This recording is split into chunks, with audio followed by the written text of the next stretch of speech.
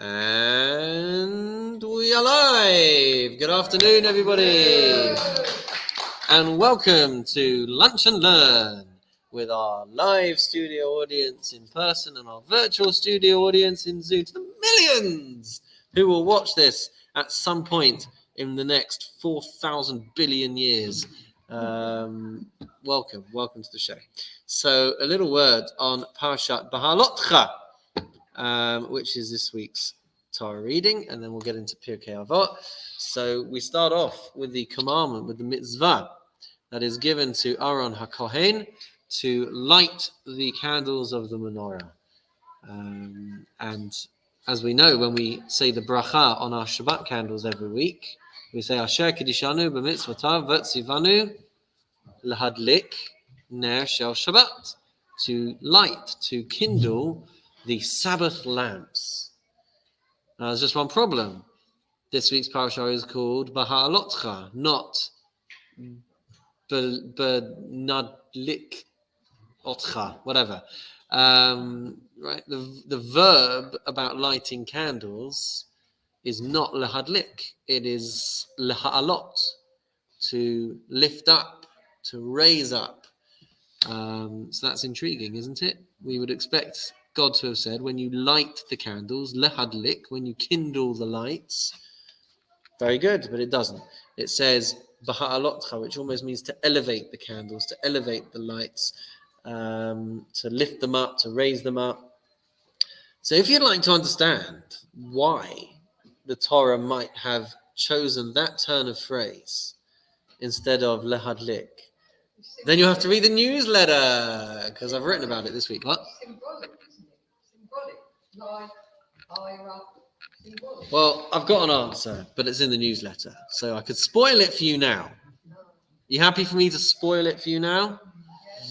All right, here we go, guys. We're going to spoil the newsletter. So to the millions who are, looking forward to that moment on Shabbos afternoon where they've printed out the shul newsletter and they're like, right, what new wisdom could I learn from Rabbi Nick from the newsletter this week? You will be profoundly disappointed because you're going to get it now. So one of the reasons for this choice of Baha'alotcha rather than the more regular lahadlik is because it's trying to teach us a very, very important lesson.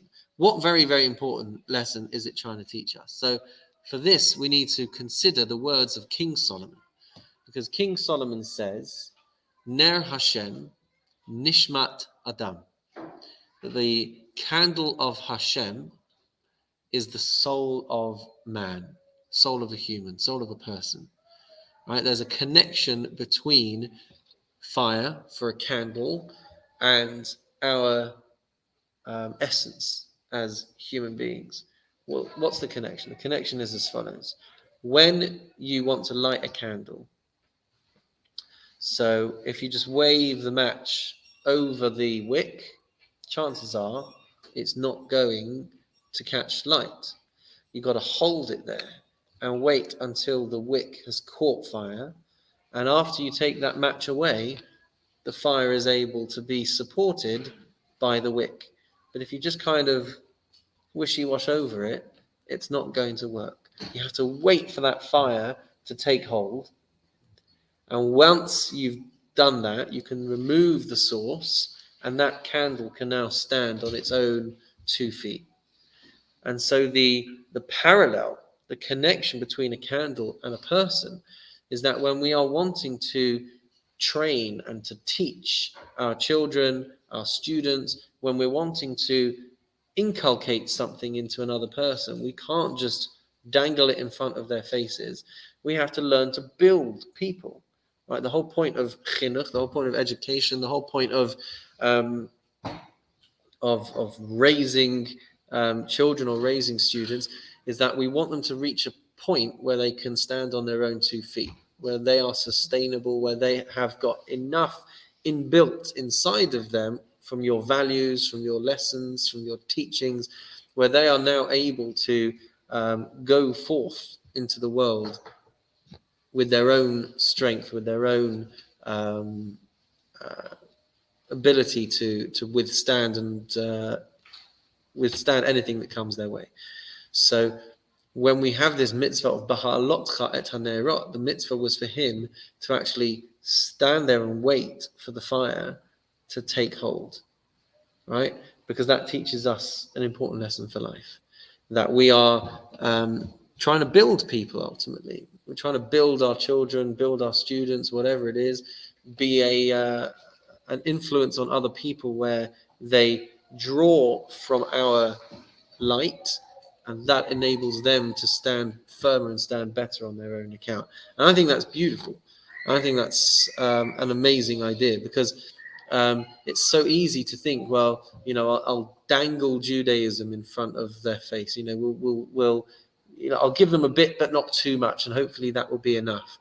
But the truth is that the message here is, if we want people to stand strong in Jewish identity and to stand strong in their traditions, then we have to wait. We have to be patient. We have to be willing to go that extra mile. If it's important to us, it's important to them, right? But they're only going to know if it's important to us if we take the time to be patient enough and persistent enough and willing enough and passionate enough to then be able to transmit it onto that next generation. So that is why it's B'ha'alotcha et hanerot, because it teaches us the importance of not just lighting something and being done with it, but about persisting and being patient to make sure that it can actually stay alight on its own accord. Other things that we cover, questions or comments before we talk about the rest of the Parashat? David? I don't know, does that beg the question, why don't we say it on Friday night? It does not beg the question at all. No. What do you mean? You mean, why does it say L'halotcha?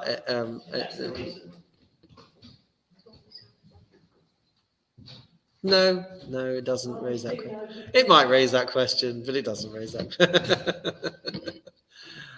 Well, halachically, if you were to light your candles and they were to blow out, then you can't light them again.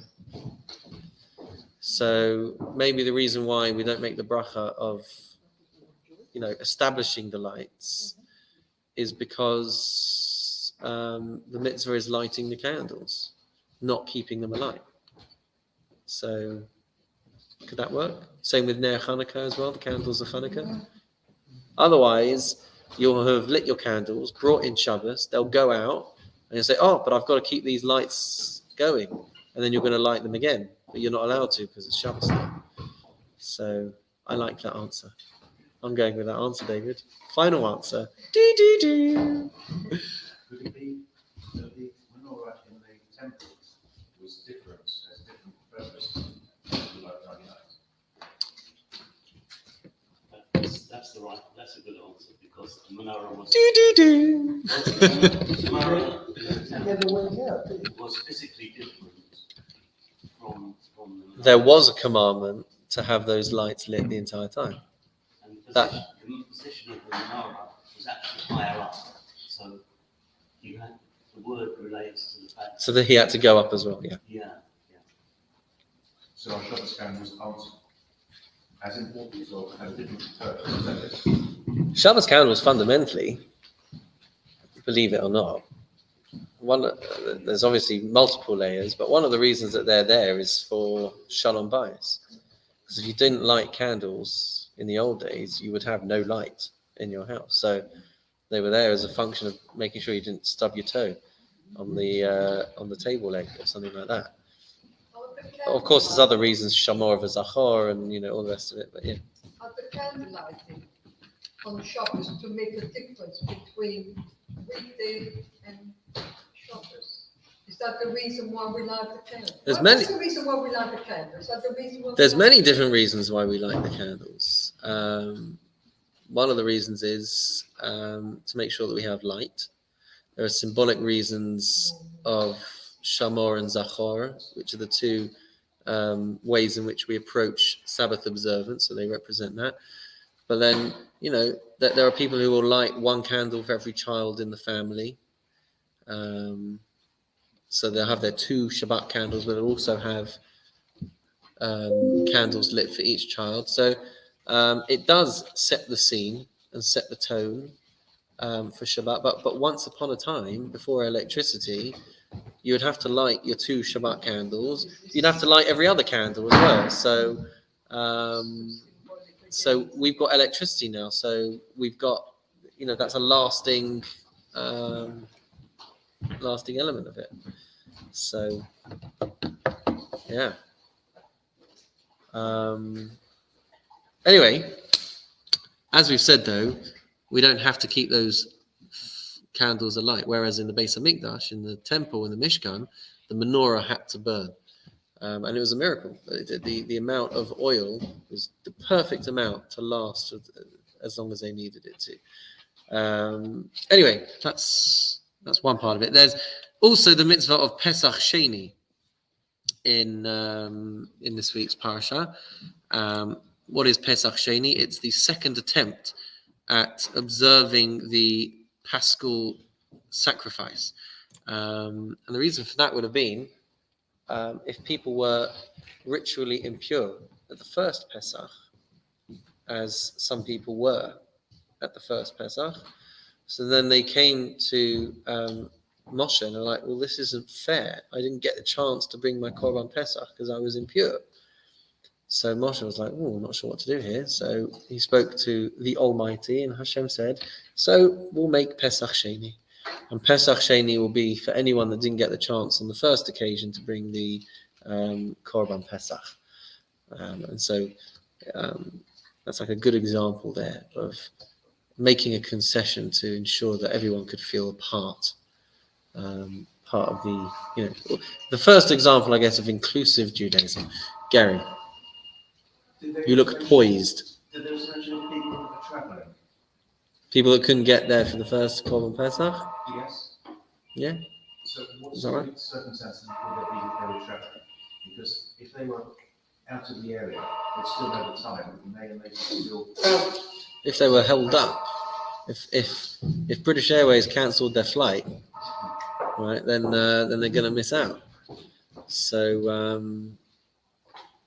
best laid plans and all that.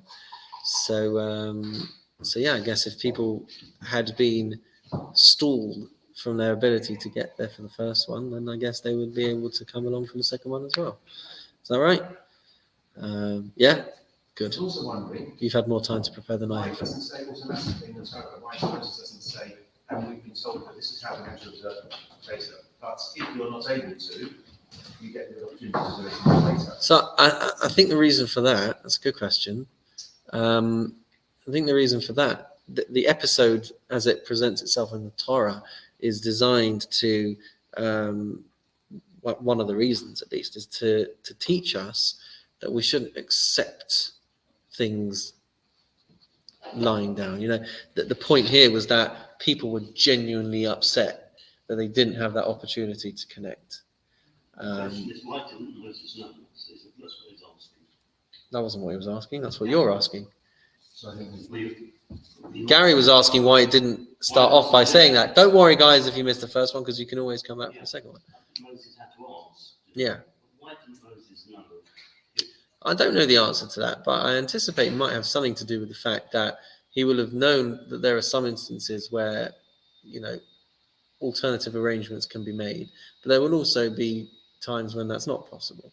Not everything is accessible for everybody at all points in time. There will be concessions that can be made, and there are concessions that simply can't be made. And perhaps this was one where he just needed to check. Moses at Sinai was part of the halakha. I don't understand. I don't have an answer for you. It seems that things are coming up that Moses did not receive at Sinai. He didn't know the answer. Or had he forgotten that? Well, that is an answer. Yeah. Does he forget what he was given at Sinai?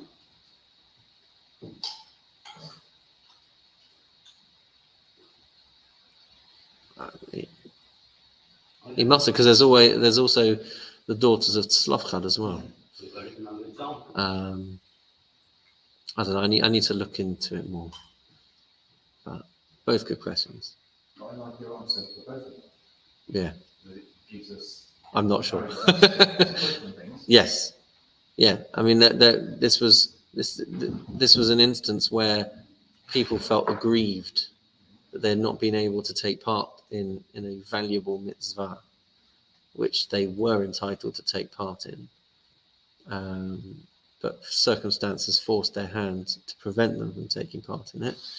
And so they were upset, and they raised that grievance with Moses, and the outcome was that a concession could be made.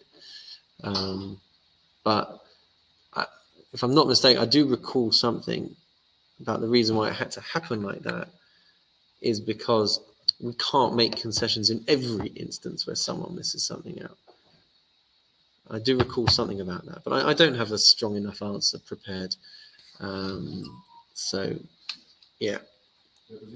Keep the curveballs coming, but as long as you don't mind me saying I don't know. So according to human nature, there would have been lots of questions throughout the periods to Moses. Yes. It wouldn't have necessarily been recorded. Correct. The answer was negative or not relevant. Or he knew, and he knew the answer, and he knew what to tell them. The way in which the Jews received the Torah ultimately was transmitted, and it was taught as a class. They were learning in the desert. So all these questions would have come up, but they didn't all make it into the book. What else comes up in this week's Parashat? We also have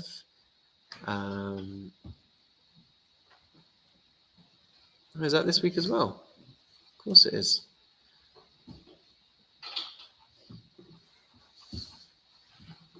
So we have the gosh, I really needed time to look over this beforehand, didn't I?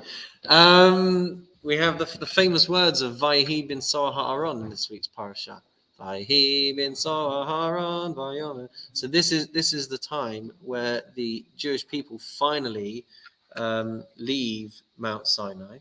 They've been there for a whole year or something like that, and this is going to be their first venture away from Mount Sinai.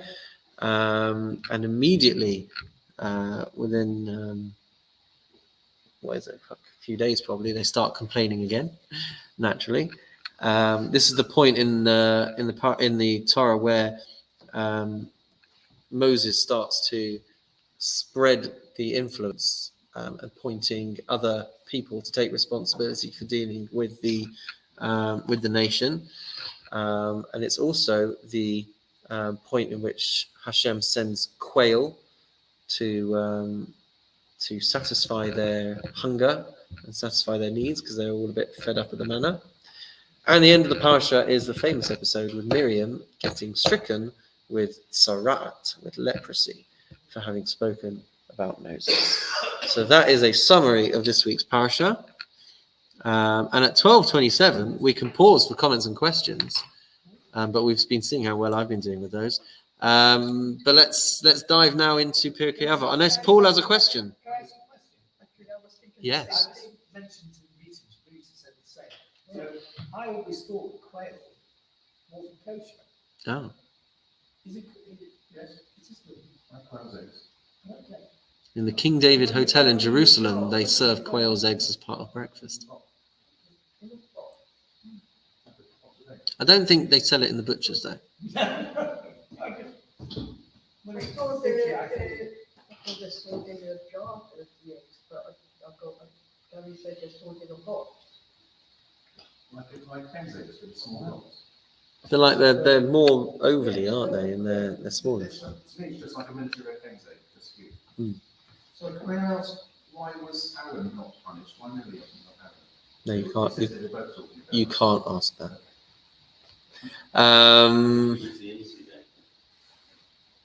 We have to remember as well that it really was like the tracest elements of Lashon Hara, but on her level, it was significant enough to warrant that response.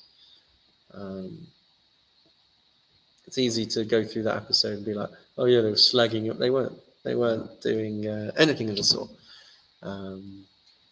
But how careful we have to be with the way that we talk about other people. Pirkei Avot, guys.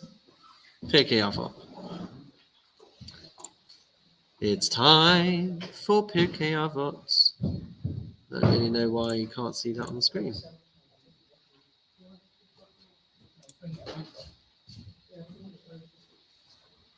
All right, so we are in the last stages of this long Mishnah.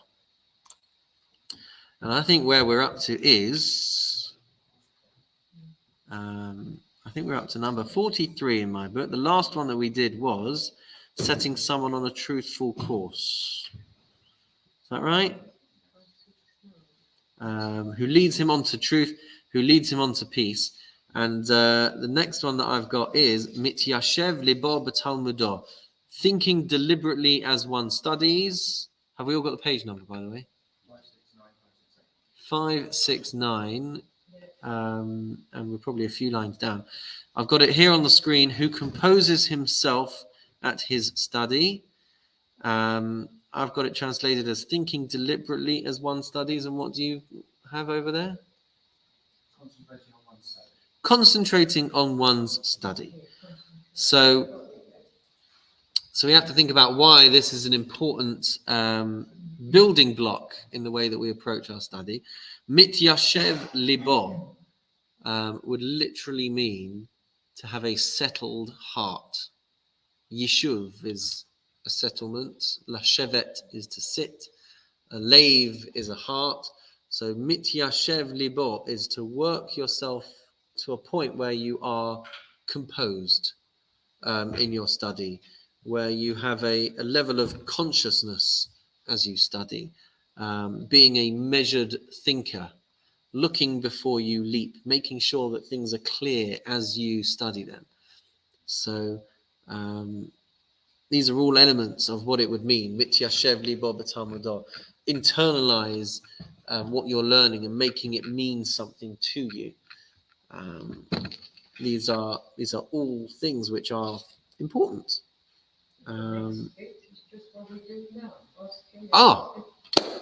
Absolutely right. There's a nice idea on this, which is that if for those of us who paid attention in the bigger picture, will remember me saying that the way that the layout of the Torah is divided into the different types of paragraphs. So when you have an open-ended paragraph, that's an indication that when Moses was receiving the Torah, when he was receiving the wisdom, so he read a paragraph, digested that paragraph, internalized that paragraph, paused to think about the paragraph and the theme and what's going on and the content, and absorbed it, and then he moved on. So that is already a testament or an evidence to this particular method of study, of not to just flit around and just casually read Torah wisdom, but to let it flow through you, and to let it be digested and absorbed and chewed over. That's all part of what it takes to shape ourselves into, I guess, Torah thinkers. And it would apply to any wisdom. I mean, that's one of the big tips that come out in any kind of learning, which is to take the time to digest and absorb and to think over what you are studying. It's all part of it. Yeah. I've got a very silly question. No, you Why don't. doesn't the word Torah not mention it? Study it and learning it and ask questions. Well, the asking is the next part there, but the Hebrew is mityashev libo b'talmudo. So when we are studying Torah, Talmud Torah is the phrase that we have for studying the Torah. The Talmud, the Babylonian Talmud, is the oral law. So we call it Torah Shabbal Peh, we call it Talmud. It's all one and the same concept. One interesting thing, by the way, is I don't know if this will go over our heads or not, but the point I was making about the paragraphs, about Moses pausing to absorb everything that he was being taught. So the prophecy of Bilam, if you remember who Bilam is, he was the non-Jewish sorcerer who was given prophetic powers at the same level as Moses. Yeah, do you remember we've mentioned him before? his story comes up in a couple of weeks, trying to curse the Jewish people unsuccessfully. So the text of the prophecy of Bilam, there are no spaces. There's no, which is an allusion to the fact that he wasn't digesting the wisdom that he was getting and the powers that he had. He wasn't absorbing it. He wasn't internalizing it. He wasn't contemplating it. The access that he had in communicating with Hashem just passed through him, and you can see the difference in character that you have between a Bilam and a Moses as to why this could be, the balance between success and lack of success in growing in our Torah mindset. It requires sitting on it. It requires the patience and the forbearance to allow our mind and our hearts to be settled over the things that we are learning. So it's quite cool. All right. Any other questions? So the next one on the list, number 44, getting closer and closer to the end of this one, guys. Do you reckon we'll hit it today? 25 minutes. Paul, did I miss any questions from you? No, you didn't. All right. All good. All good. We like that one, did we? Shoel Umeshiv. I have that one as 2. You ask and you respond. Where's it? Who asks and answers. So this is a part of our building ourselves and shaping ourselves as well. To be able to ask questions and to be able to respond to questions. Anyone got anything to say there? It's just a bit odd that it's such basic things. You would have thought they wouldn't need to be told, have to be told to do them. And yet they are. And yet they are told. But how often do we find people in the classroom afraid to ask a question? How often do we find people at lunch and learn afraid to ask a question?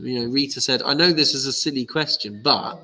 So Rita is not afraid, completely unabashedly unafraid to ask questions, but yet she thought that it was going to be a silly question, right? So the truth is that there are no silly questions. All questions should be valid. And that takes work from the teacher and it takes work from the student, but that's how we grow. If we don't feel like we can ask the things that are on our mind, then there's a problem there. So not every question will have a good answer. Might not be a satisfactory answer. There might not be an answer. As Paul often quotes, "My ways are not your ways." But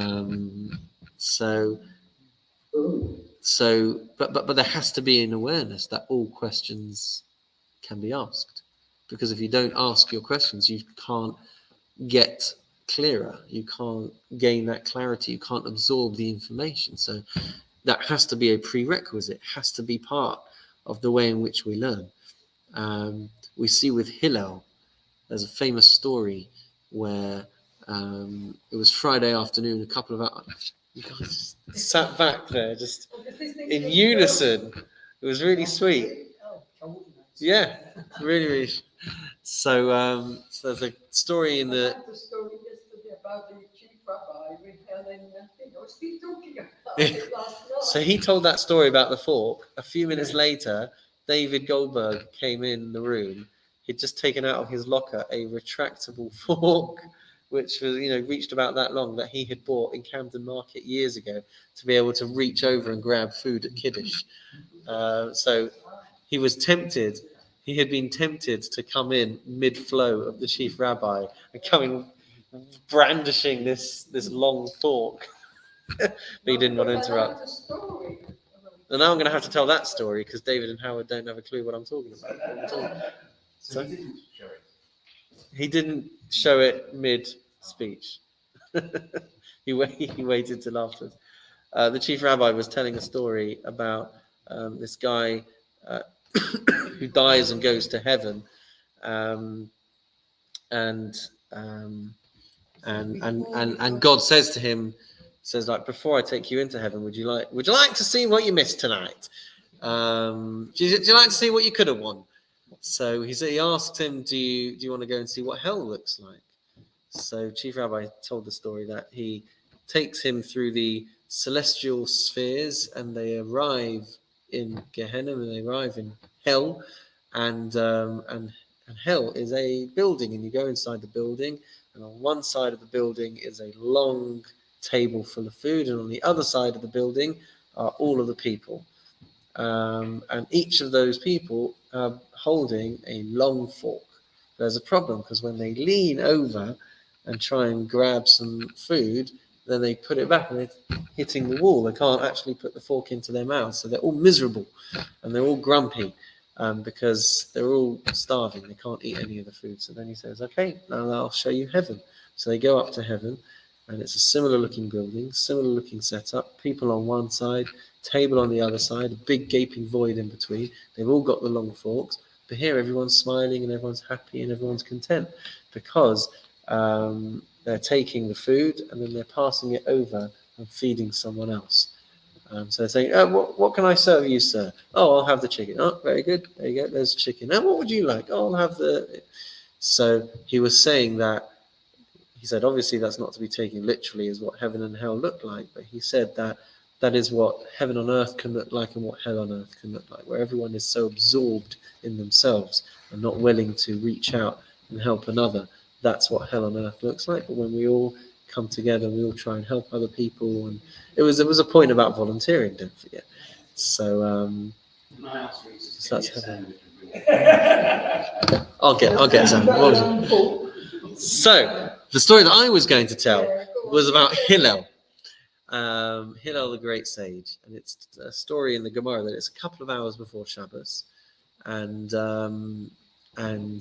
you know, he's in the shower, so to speak, and he gets a knock on the door. He's like, "Who's that calling at this time of day?"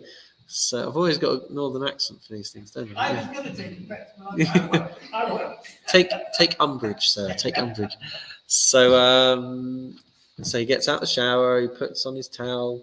You know, wraps the towel around his head and all the rest of it. Comes to the door. Yes, no, he was politer. Hello. And this guy had made it his mission to upset Hillel a couple of hours before Shabbat. So he came to him with these seemingly stupid questions. Why does this person from this particular nation have very flat feet? What stupid! Were you coming to me 2 hours before Shabbos to ask me such a... That's not how Hillel responded. He very calmly and very patiently answered the question. Well, they live in a very sandy region, and so their feet have evolved to be able to cope with living in a sandy region. Oh, thank you very much. Have a good Shabbos. Take care. Bye-bye. Gets back in the shower. 10 minutes later, knock on the door. Who's that calling? So gets out of the shower, puts on his towel, opens the door. Same guy. Sorry to disturb you, Hillel. I was just wondering, why are the eyes of people in this particular region shaped the way that they are? What kind of question is that? 2 hours before Shabbos? That's not how he responded. He very calmly, patiently explained why their eyes had developed in that way. And he goes back in the shower, and it happens again. And the guy comes to the door, is like, what is it? Asks him another question. It's like, seriously, could have asked him 1, 2, 3, but no, he's purposely trying to provoke Hillel. And Hillel on each of these occasions refuses to get upset, even though he's got loads to do before Shabbos. And the worst time to disturb anyone is on Shabbos afternoon, when you're trying to get yourself cleaned up and whatnot, get the house ready, get the cooking ready. But he remains completely calm. And this guy says, "It's like, I don't understand. I wanted to see you get angry. I wanted to see what it would be like for Hillel to get angry." And then and he responded. He said, "Trust me, you won't like me when I'm angry." But that's the paraphrase of what he said back to him. Is that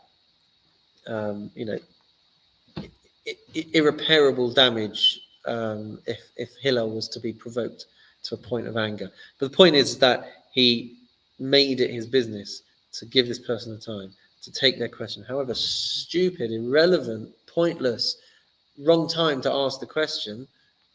He was still sho'el u'meishiv. He still understood that you've got to respond when people have these questions. So that was, just thought I'd include that. One of the other points I was going to point out as well, sho'el u'meishiv. You ask, when you need to ask, and you respond when you need to respond. Something that we've talked about before. I don't know is also an answer. And so you asked before, Peter, why does this need to be in there? It's so obvious. How often do we ask people questions and they are deathly afraid of exposing their ignorance? Because they'll think that people will think less of them. So being able to meshiv, being able to answer and answer appropriately, to say I don't know, is it's worthwhile including it just for that. We shouldn't be afraid to say we know, because we don't know everything. Apart from Paul. Paul knows everything, right? Just making sure you're still paying attention there, Paul. I'm still right, yeah. There's actually I can't remember where this is mentioned, but there's, and I don't know if this is another variation on these two words, sho'el or meshiv, but there's somewhere else in Pirkei Avot, or potentially it's this place here, and it's just a different version, where it says sho'el ki'inyan umeshiv ka'halacha, that you ask a pertinent, relevant question, and you answer to the point. So this is another idea, which is that when we ask questions, we're trying to ask relevant, probing, appropriate, pertinent questions. And when we're answering, we are trying to answer directly and not indirectly, not with stories about forks and Hillel and all that. But there's also another level there, which is not to just ask from our own perspective, not to ask stupid questions. Obviously, there is no such thing as a stupid question, but to ask someone what perfume they're wearing when they're trying to teach you quantum mathematics, not the right place, not the right time, or what they're having for dinner when they're in the middle of the class, but also to be able to answer a question and to tackle it and to answer in a orderly way. That's also something that needs to be developed. So Peter can ask, why does it need to be in there? Because even within the world of asking and answering, there's a lifetime of growth. I've certainly found that questions that I might have been asked 10 years ago when I was just starting, and I'd fiddle about and muddle about for an answer. I still do it now, don't worry. The fiddle about and muddle about looking for an answer. As time goes on, you learn to refine that answer. You learn to express it and explain it in a better way. So that applies to all of us, because as we grow, as we develop, we learn how to ask better questions, and we learn how to answer questions better as well. Is that right? You ask better questions and you answer questions better. Right? That's accurate. All right. Very good. Number 45. Yeah, happy to move on? Yeah. All rise. So, number 45, Shomea umosif. I have these as two as well. You listen and you add to the discussion. What do we have on here? Who listens to others and himself adds to his knowledge. And in the books, what do you have? Learning in order to teach is going to be next one. So listening and adding to one's knowledge. And I've got from the primary book that I was using, listening and adding to the discussion. So anyone want to comment on listening and adding to the discussion?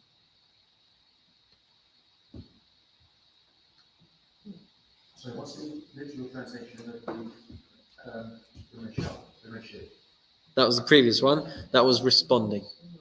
A teshuvah is an answer. So meshiv is to be able to respond. Sho'el. That's the previous one. Yes. That's just one word on its own after a full stop. I can't explain that. Chief Rabbi Sachs has a different way to me. Sho'el and meshiv I had as two. You ask and you respond. Like sho'el, she'ela, sha'ela. That's a question. Meshiv, teshuvah. That's to respond, to answer. And now this one is shomea, shema, which is to listen. Umosif, which is to add on. So perhaps it means adding to the discussion. Perhaps it means adding to your own knowledge. Perhaps you think there's some other meaning for adding that we haven't considered. But there's a couple of points that I made here. Literally, I've only written 2 lines on this one. Active listening, the importance of active listening, because shomea, doesn't just mean to hear something. It means to listen.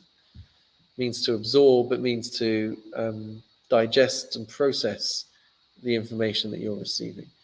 I think we have talked about this, that we have the word shema, and someone said that when you break it down, it tells you how to listen.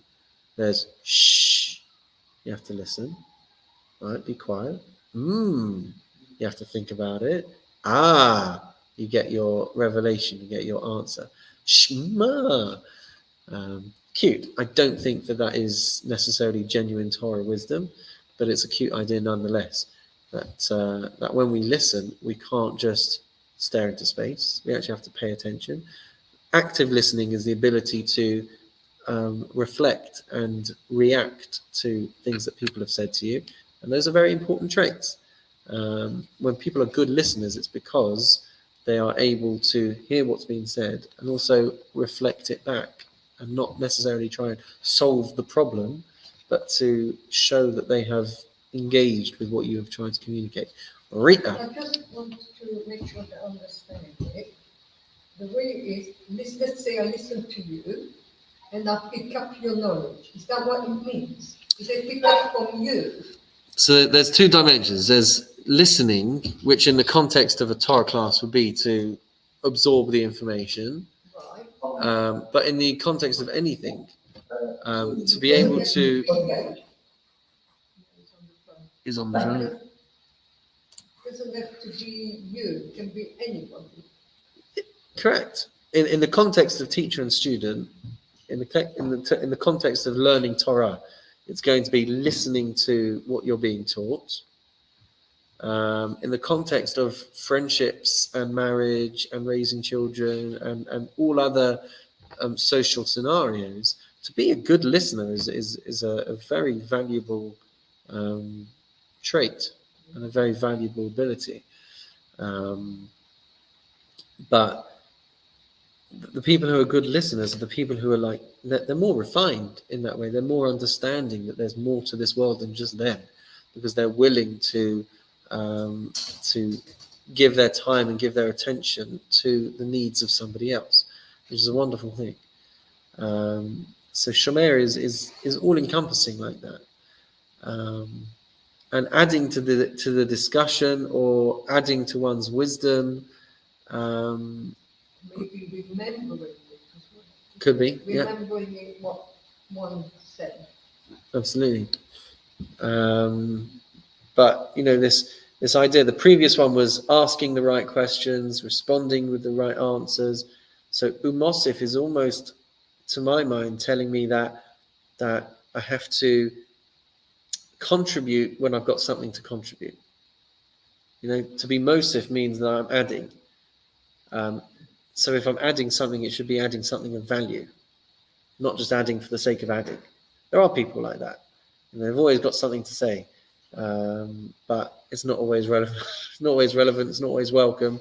But people just want to get themselves heard. In a conversation, sometimes you could have an amazing conversation and you haven't said anything. You just listened. But when you have spoken, you've spoken because it was bringing something to the table, because it was going to contribute. Yeah. Can I ask you a question, please? Absolutely. Until a few years ago, and quite recently, I always thought of Shema being at the beginning of the Shema as a declaration, as if somebody was standing there saying, "Hear, O Israel, the Lord our God, the Lord is one." Yeah. And it was incredibly impressive that there was not a discussion, there wasn't a bit, or maybe a little bit, or it wasn't quite. No, absolutely clear declaration of the Lord being one.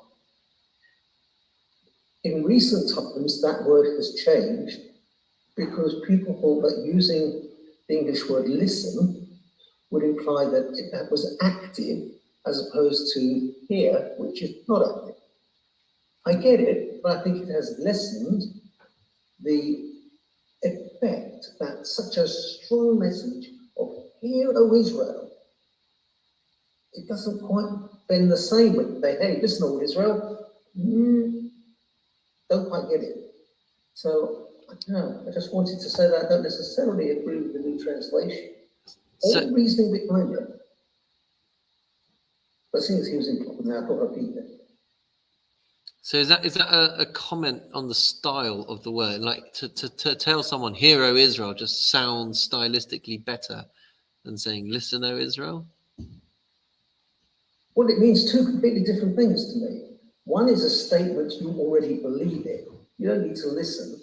You already believe that the Lord our God, the Lord is one. It's a statement of fact, a statement that's been used in the most terrible periods of time in our life when, when Jews have been under the most awful situation. And they have said, no, there is a statement here that says, hear, O Israel. I mean, you can't get much stronger than that. To say that it should have been listen, I sort of get why. If you look at it enough and inspect your toes, you eventually come out with, oh, I want to change that to listen. I don't think it really works for me. That's It fine. shows how little I know, obviously. No, I don't have a good answer for you. I'm not sure it's important. Of course, it's important. I don't have a good answer for you, and I don't know, when it switched from here to listen. 2011. Pardon me. 2011, when the chief rabbi, bless his cotton socks, changed the word to listen rather than hear. Okay. I think, can I just say, for me, listening is they mean two different things. Because you can hear something, but listening means you really get to listen to the meaning. You really listen to the meaning of something. A lot of people, you can hear a lot of people talking, but very often people are not really listening to what they're hearing because they want to hear what they want to hear. But listening to something can mean, if you're doing it properly, I think, really listen to the meaning and what's being said properly, as opposed to hearing, which is just hearing it. Were you able to hear all of that? Yes, I think it's whoever said that I couldn't see, obviously. Howard. But I think that's the wrong interpretation. Oh, if it's Howard, I'm sure it's right. No, here is not a statement in the way you've described it, but in the way that I've always thought of it over the last 50, 60 years. Hear, O Israel, is not asking Israel to hear. It is, hear, O Israel. It's a statement to Israel, which is not up for discussion. And to make it listen, O Israel, if you like the rest of it, why don't we do that? It's not a discussion. Hero Israel is a command, isn't it, rather than a statement? Hero Israel is a command. It's much stronger than listen. Well, okay, we should all take from the word whatever we want. I agree with you. And if you see it as a command, I never saw it as a command. I always saw it as I think Jews have used it over the years in these terribly critical times that they've been through as a statement. It's not something that needs discussion. What were you going to say, Howard?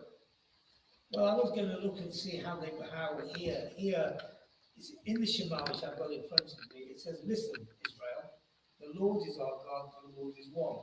So that is a statement.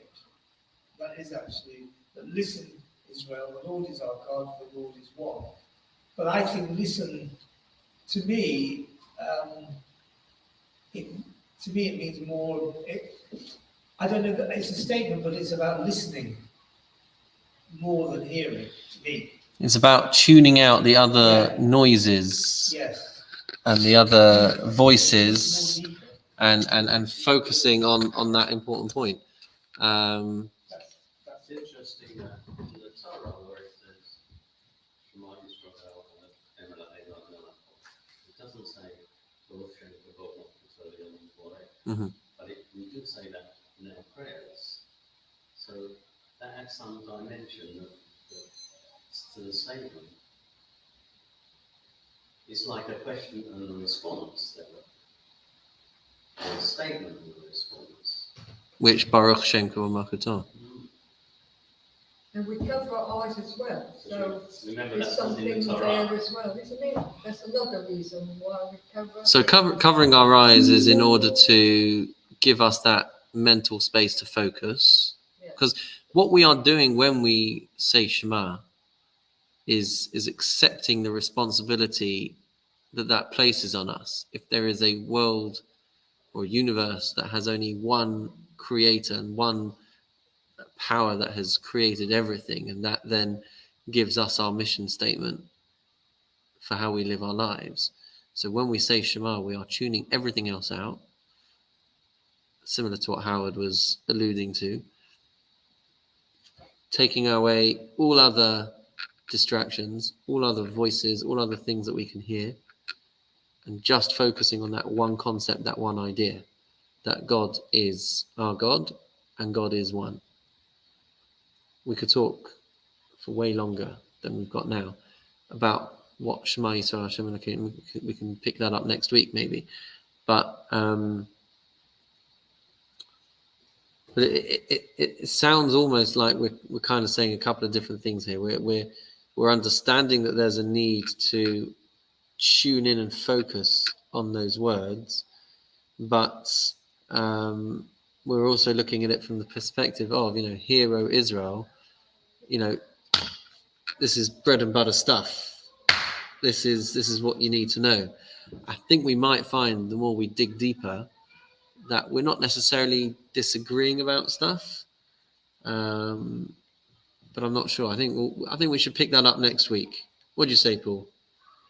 Yeah. Well, I'm going to try and tune in next week. I am abroad, but I'll try and do it like this next week. Okay. Well, there's always YouTube. You can join the You can join the millions on YouTube, Paul. So fine. I say we pick that up again next week. Talk a bit more about Shema, and I'll try and come better prepared. Baruch Shem Kavod Malchuto Le'olam Va'ed. That was the response that Jacob's sons had when he wanted to know that everyone was clearly dedicated and faithful to the mission. I anticipate that's got to do with why we have it in our daily prayers, because that's our allegiance, isn't it? It's our motto of allegiance to the Jewish mission. So it's a rabbinic tradition. It's definitely not in the Torah, yeah. No. All right, let's pick that up next week. Let's put a highlight in there. You. Thank you. Let's put a note to myself. All right, to all those watching on Facebook and YouTube, Can't see anymore now. we'll see you next week.